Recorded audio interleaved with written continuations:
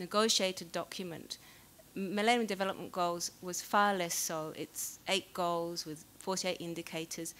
A little bit later on, reproductive rights was health, was added in. But essentially, you've got a very different kind of approach to development already from Cairo with the MDGs. And I think that the focus on maternal mortality, although it's very crucial, unfortunately was at the expense of some of the other important issues that I think Cairo did have on the agenda. Could we go to the next slide? So I just wanted to say that the whole context in which the MDGs have taken up the sort of population and gender issue has moved it into a much more technical medical issue. I think it's neglected some of the political issues, and it certainly neglected the need for systemic change. And I would say that whereas Cairo very clearly understood health systems as a sort of not just delivery, but actually about being core social institutions that really were about equity and about politics and about the problem of social exclusion, gender bias. In many ways, the MDGs came back into the health system and delivery services again. And I think that didn't help the core of the Cairo vision, if you like. The next slide, please. So this is sort of a challenge, if you like, Marie, is that I would say that Cairo really did lead to some very important issues. It put reproductive rights and health on the agenda. On the other hand, it did it at a very difficult time. It was a liberal economic discourse that didn't allow some of those more progressive issues to be taken up. And I think that at the same time, the very big focus on women-centered issues actually did deflect them from the politics of what were the social and economic context in which Cairo was taking place. So I think that in many ways, one of the reasons why Cairo hasn't worked is because there's a central dilemma at the heart of it. And I think it's something that needs to be opened up and discussed right now, very crucially, because of the financial, economic, and of course environmental, but also the care crisis. If we could go to my last point. Right, it takes two to tango.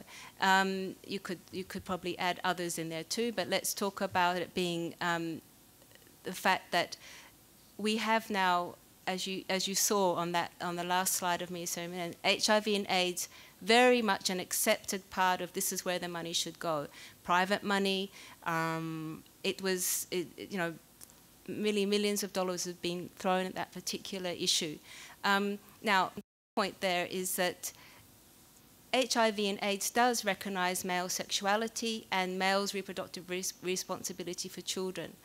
It doesn't recognize males' responsibility for children. It talks about male sexual pleasure, but not about their reproductive responsibility. It's kind of the opposite almost of what Cairo talks about, which is all about women's reproductive responsibility, but you don't hear much about women's sexual pleasure, for many cultural reasons. But nevertheless, it's interesting that HIV and AIDS, the discussion on pleasure could come in because it was about male pleasure.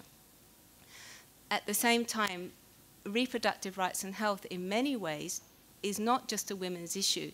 In many cultures, it's the men who are deciding. We saw, I can't recall his name, but a chief in Nigeria who was the one who was being able to talk about fistula and issues like that. That's because men are the ones making many, many choices in many cultures. It's patriarchy.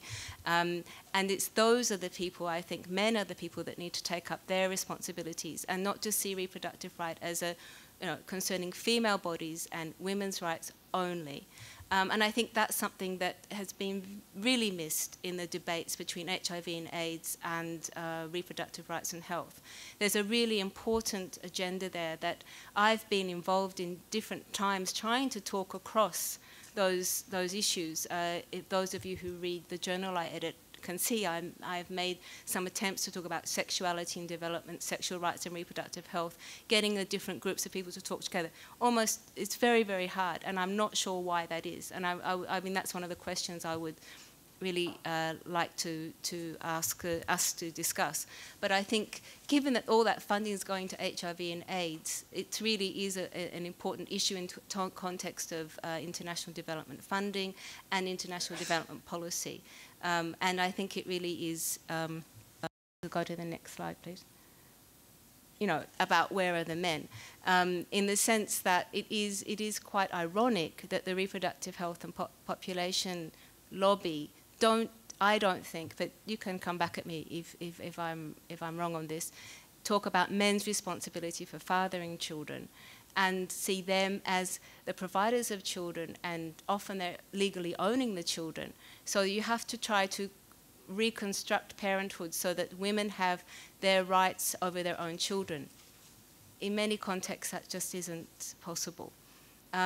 So I think it's really important that we do deconstruct, and this is perhaps getting a bit more academic, but and in my book I go a lot more into this, is to stop trying to see women's primary sort of relationship to gender and population as their biological and natural link, and rather actually start to think about gender, I mean in this sense really gender, and understand that both men and women biologically are involved in parenting, and try to work out those sorts of issues rather than always focusing on the female body.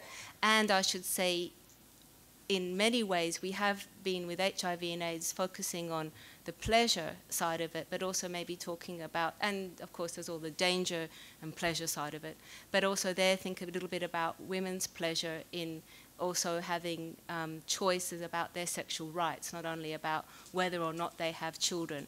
And I would really say I'm still concerned about that population debate when one says that unmet needs. I wonder what sort of unmet needs we're talking about. It's not just about children. What about unmet needs to enjoy your own bodies and your own pleasure? So, thank you. That's it.